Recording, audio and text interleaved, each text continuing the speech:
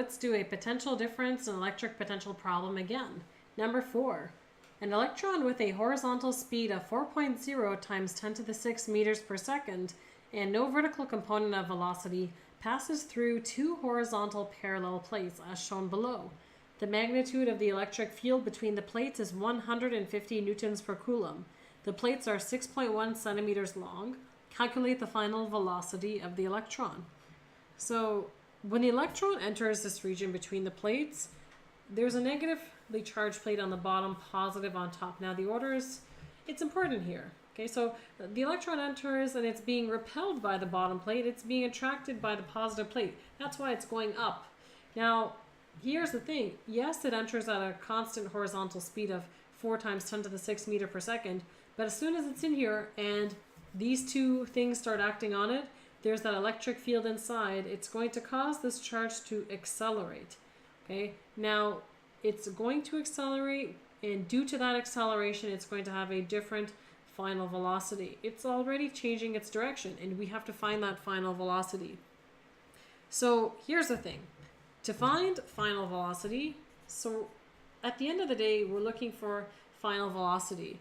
And because we know that there is no acceleration in the x direction, that initial speed that we're given, this is, you can call it VI, which is going to be VIX. But in reality, because there's no acceleration in the x direction, my VIX and my VFX are the same. So in order to find V final, I need V initial Y. I need V final Y to find V final. Okay? Now, in order to do V final Y, I need V initial Y, I need time, and I need acceleration. This is probably the fastest way to do it. Now, the beautiful thing is V initial Y is 0. We're told there is no vertical component of velocity as it goes through in the beginning. Delta T, we can find. Delta A, or just acceleration, we can also find. So I want to next write down all the things we are actually given in this problem. Okay, so it's a little easier to see once it's in a list. We're told the electric field strength, epsilon equals 150 newtons per coulomb. Okay, now the distance that the electron is going to travel, we give that the abbreviation L. That is 0.061 meters. Where are we told? The plates are 6.1 centimeters long, so it comes from there. The initial speed of the electron is 4.0 times 10 to the 6 meters per second. The charge of the electron is minus 1.6 times 10 to the minus 19 coulombs. And the mass of the electron is 9.11 times 10 to the minus 31 kilograms. So just essentially collect as much information as possible. So now remember, we said to find V final, we need V final Y, because V final X and V initial X are the same as this number right here. So V initial Y is 0, delta T we can find, acceleration we can find. Together we're going to use those to find VFY. Just note this is acceleration in the Y direction, because just like we just stated, acceleration in the X is 0. Okay, so let's go ahead and solve for time first. Okay? So for time, I'm going to use the x direction because it's super simple. I have no acceleration, therefore my speed is just distance over time.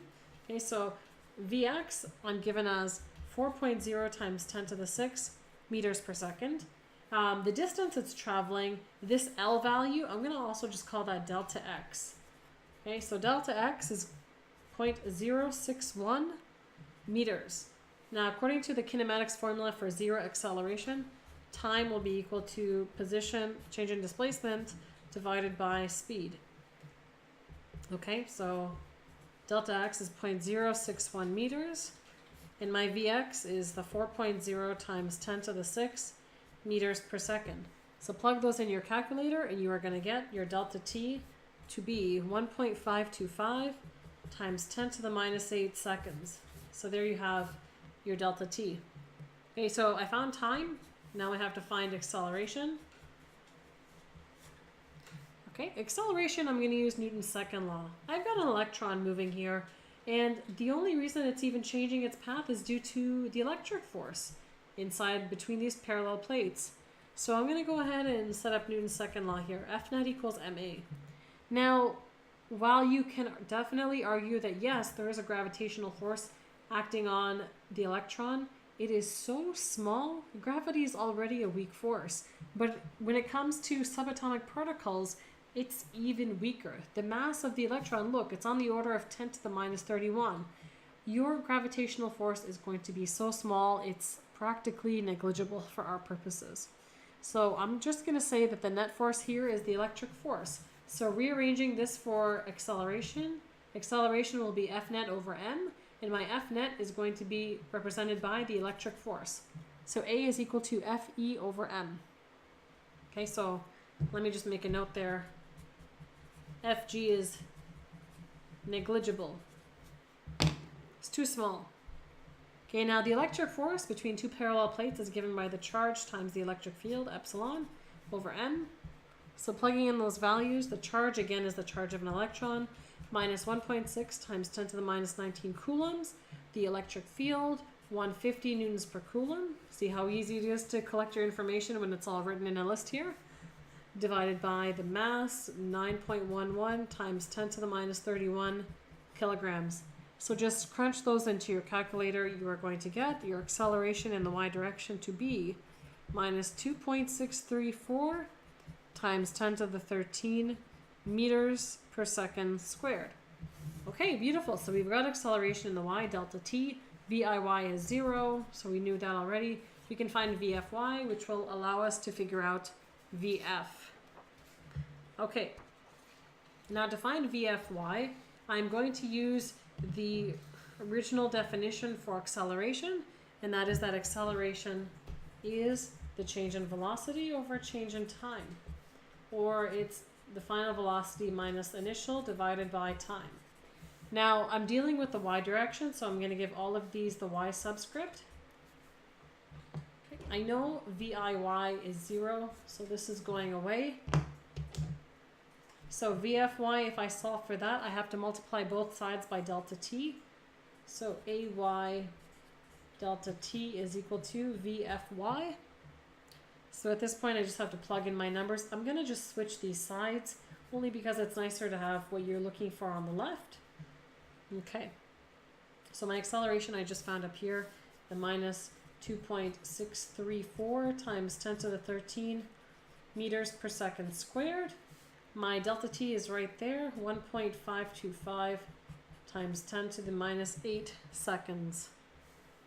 Okay, so my VFY is equal to 4.01, well, it's going to round to about 4.02 times 10 to the 5 meters per second.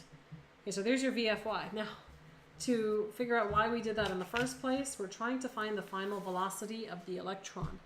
So if you think about it, yeah, the electron, based on this picture, the electron is going in this direction. It's going in this upward direction. So if I just draw that part of its motion, the final velocity looks something like this. But it's made up of two other components. It has an x component and a y. Now, just like we said, the x component is the same thing as v initial x, right? Because there's no acceleration. Okay, my VFY does have a different value, however, and that's what I just found right here. So essentially what you're doing is you're dealing with a triangle. You're trying to figure out the hypotenuse. You're trying to figure out this angle here. You know this side is 4.02 times 10 to the 5, and you know this side is 4.0 times 10 to the 6. And you just got to solve that.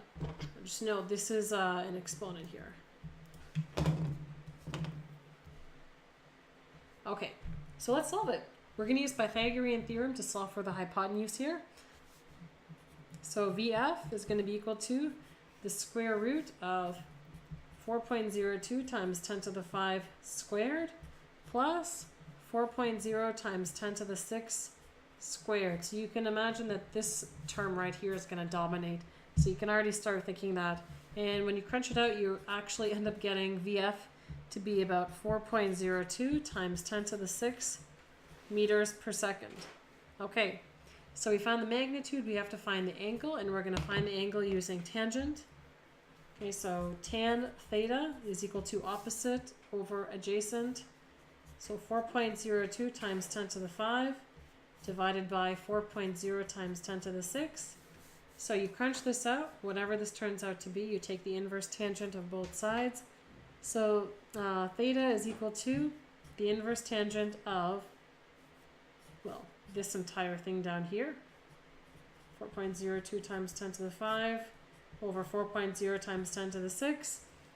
You end up getting your theta to be 5.7 degrees. Okay, so we have our VF, we have our theta. We can give our final statement.